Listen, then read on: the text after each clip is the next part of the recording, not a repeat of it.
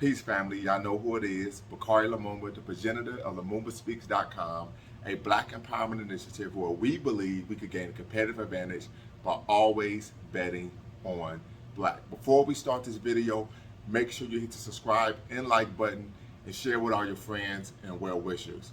Back once again with another video where we're discussing how to celebrate Black History 24/7, 365. And I have with me today a special guest, the Crown Princess of the Lumumba family, and of course the potential heir to LumumbaSpeaks.com. Watch out there now. Please introduce yourself, Z. Zaina Malika Lumumba. Absolutely. And we're going to be having a conversation about how she thinks we can celebrate Black History 24/7, 365. So Z, let's get right into it.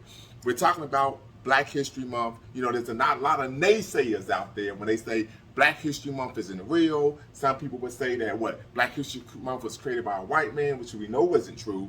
But how do you think we can celebrate Black History Month 24/7, 365? Well, Dad, I think that we can remember Black History Month all year long. Okay.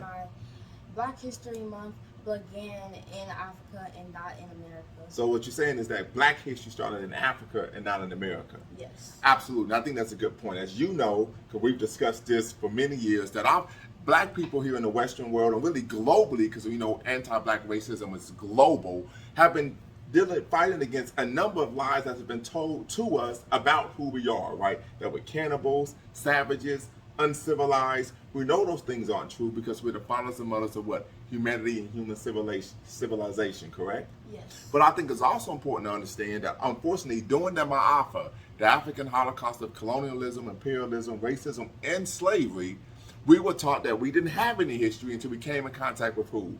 White people. We know that's not true. So part of the way that we can celebrate Black history 24/7, 365, according to Z, is making sure that we acknowledge that Black history started in Africa on a pyramid, not here in America on a plantation.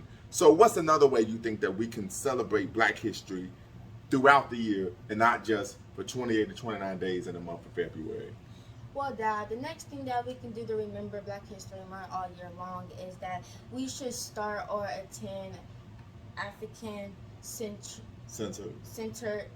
Saturday schools. I think that's a great point. We've talked about this on other videos that we've done. But oftentimes we know that the schools do not teach proper history, right? We know that history is subjective, and oftentimes it's taught from the perspective of the government. If you don't believe me, you get a chance, read Howard Zinn's book, The People's History of America from 1492 to the present. Of course, Howard Zinn was a radical historian, but one of the things he opined was that history was taught from the perspective of the government, not the true history that the people experienced, right?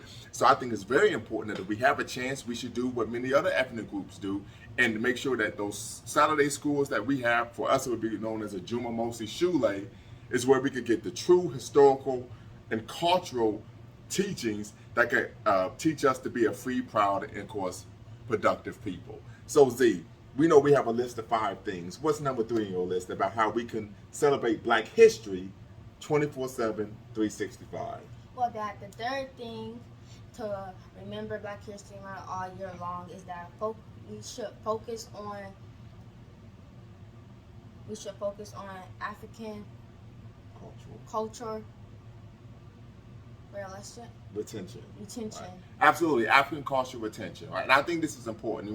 There are a number of people who would argue that African Americans, we've lost our connection with Africa. We know that's not true. And there's a litany of scholarly texts that pushes against that narrative, that false narrative, that uneducated narrative, right? We can mention John Blasingame book, The Slave Community, which we have right here. Oh, watch out there now. The Slave Community by John Blasingame.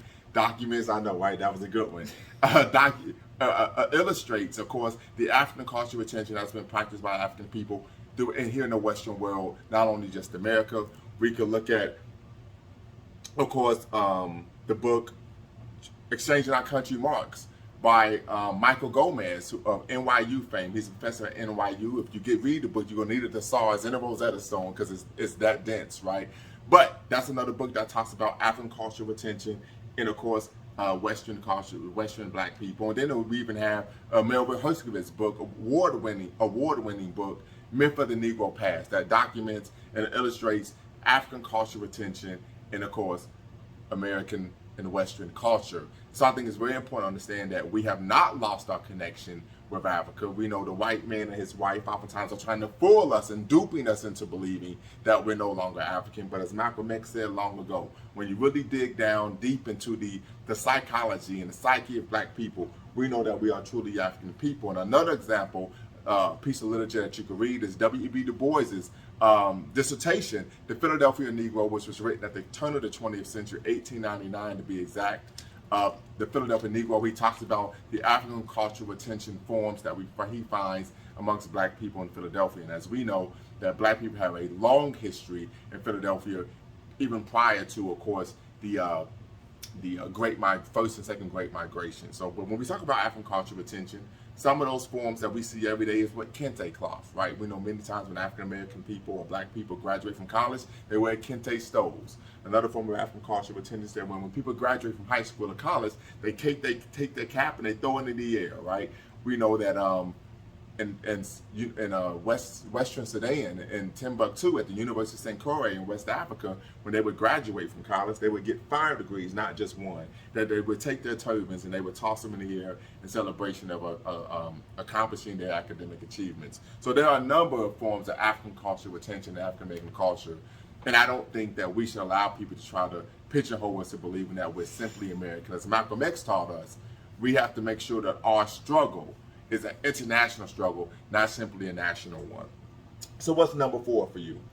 So number 4, Dad, is that we should celebrate more Black and African holidays. I think that's a great point, right? I think it's very important that we're very intentional with who we are as a people, right? Not happenstantial, not circumstantial. We know, unfortunately, Dr. Amos Wilson in his seminal text, Blueprint for Black Power. If you haven't read this book, please get it. I believe that this should be every black person's Bible, and I always state that if this isn't your Bible, you're playing games and you're not serious about black liberation and making sure that we're able to return ourselves as a free, proud, and productive people. But one of the things that Dr. Amos Wilson talks about is that black people tend to be very integrationist oriented, willing to get along with everyone when things are going well. A good example would be when Obama was elected. All of a sudden, black people wanted to be an American.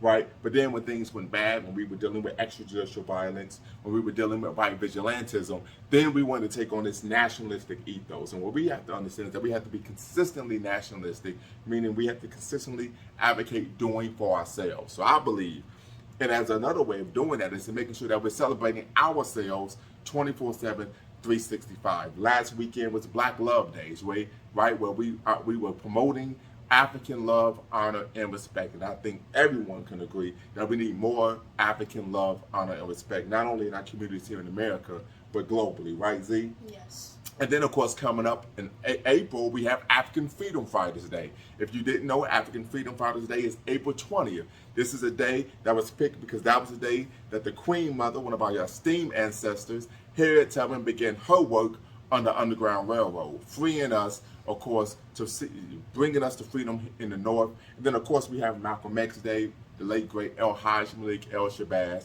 one of the greatest Pan-Africanists that ever lived. And then, of course, we even have African Liberation Day, which was created by Kwame Nkrumah in Ghana to acknowledge the fight for liberation that African people, not only on the African continent, but even throughout the death and decadence of the Western diaspora, were engaging in to restore ourselves as a free, proud, and of course productive people. And so what do you have last, Z, when we talk about how we can celebrate Black history 24/7, 365?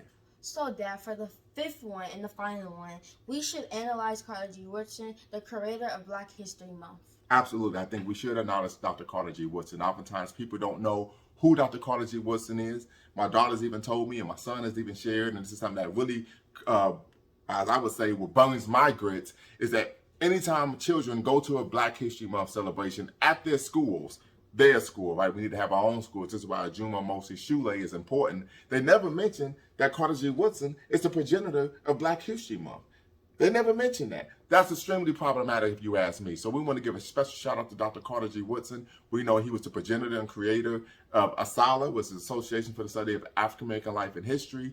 And we have to acknowledge that Negro History Week, which he called it back then, was first acknowledged and celebrated in 1926, right? And we know that Black History Month was announced in America by the Dominant Society under the Gerald Ford administration in the mid to late 1970s. So those are our 5 keys of how we can celebrate Black history 24/7, 365.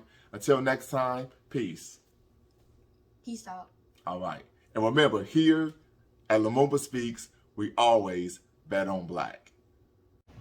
Before you go, make sure you hit the subscribe and like button. Thank you for supporting the channel. And remember, here at Lumumba Speaks, we always bet on Black. Peace.